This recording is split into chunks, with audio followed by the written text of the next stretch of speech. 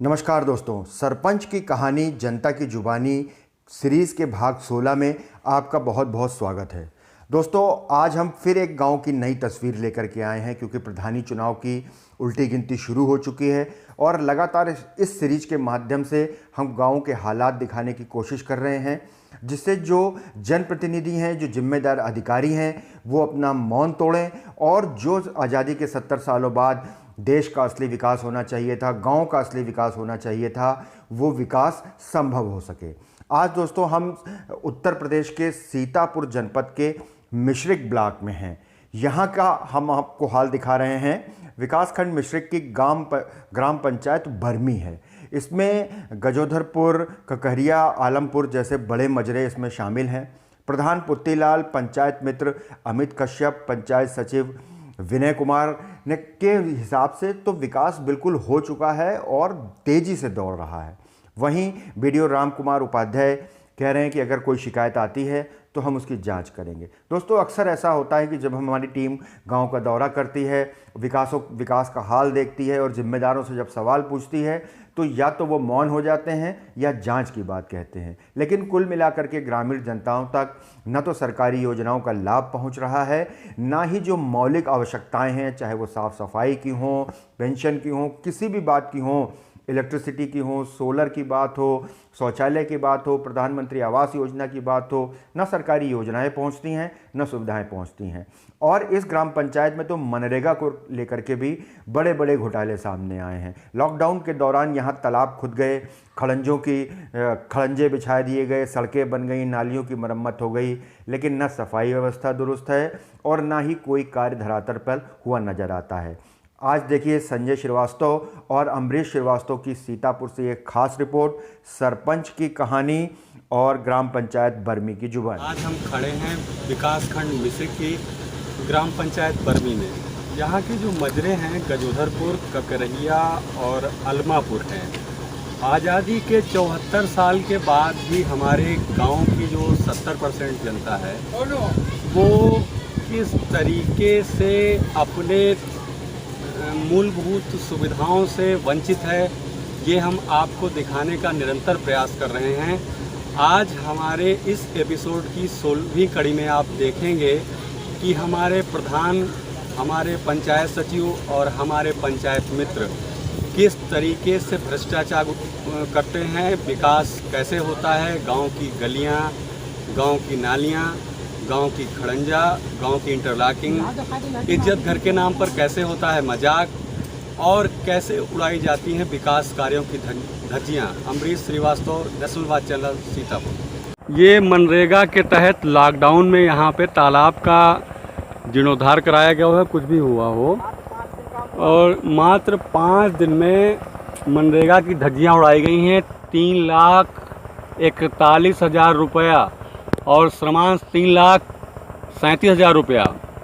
मानव दिवस 1606 इस पे अंकित हैं, लेकिन गांव वालों का कहना है कि 5 दिन महज कार्य हुआ है।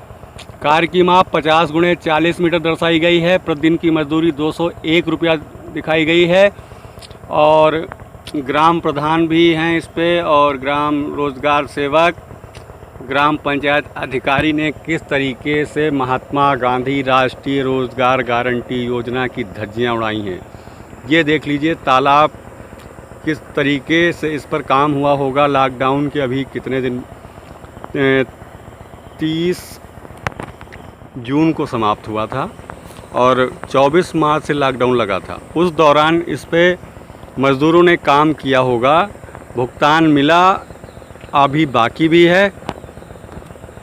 और देखिए, महात्मा गांधी राष्ट्रीय ग्रामीण रोजगार गारंटी योजना के तहत यहाँ पे प्लांटेशन दर्शाया गया है। आप देख लीजिए कितने प्लांट लगे हुए हैं। हमारे वीडियो के माध्यम से देखिए, कहीं एक भी पौधा नज़र नहीं आ रहा है।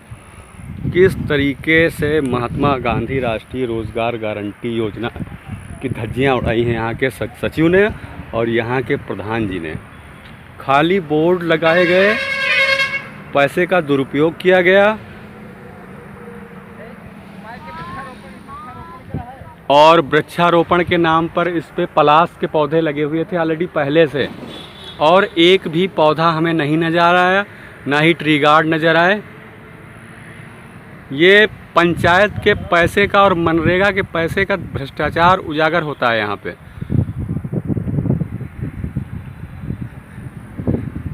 ये लागत और अनुमानित लागत कुछ भी नहीं दर्शाई गई। प्रधान जी ने सरिया सीमेंट की दुकान कर ली है और ये ककरहिया गांव का एक ग्रामीण है, उसकी ज़मीन है और यहाँ के लेखपाल राजस्व निरीक्षक के सहयोग से प्रधान जी ने अपना रुतबा कायम करके यहाँ पे ये सरिया सीमेंट की दुकान चालू कर दी। ये इज्जत घर के नाम पे देख लीजिए किस तरीके से धन का दुरुपयोग हुआ है।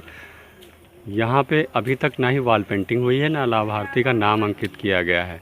पैसा डोनेट कर दिया गया है और प्रधान जी पंचायत सचिव की बल्ले बल्ले। ये प्राचीन मंदिर है यहाँ का भोलेनाथ का, बहुत पुराना मंदिर। और यहाँ पे देखिए प्रधान जी ने जो नाली का निर्माण कराया है उसके पड़ोस में ना ही इंटरलॉकिंग बनाई गई, ना ही आरसीसी बनाई गई और नाली भी अधूरी ही छोड़ दी गई है।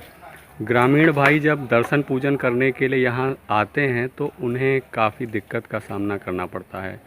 ये हम आपको जो वीडियो दिखा रहे हैं आप देख लें कि इसके पहले जो है इंटरलॉकिंग ये आरसीसी का प्रयोग हुआ है, लेकिन जहाँ पे मंदिर स्टार्ट होता है वहाँ पे वो रोक दी गई है। और आगे देख लीजिए कि कितना कीचड़ है यहाँ पे और नाली भी बीच में बनाई गई है। गांव के लोग खेतों तक जाते हैं अपनी फसलें काटने या चारा लेने, तो उन्हें काफ़ी दिक्कत उठानी पड़ती है। और यहाँ पे मंदिर पे सोलर पानी की भी व्यवस्था नहीं है, नल भी नहीं लगा हुआ है, प्रकाश हेतु कोई व्यवस्था नहीं है। नाली का पैसा निकल चुका है, वो हमने आपको जो बोर्ड दिखाया है उस पे अंकित है इसकी धनराशि क्या है, लेकिन नाली का निर्माण नहीं हुआ।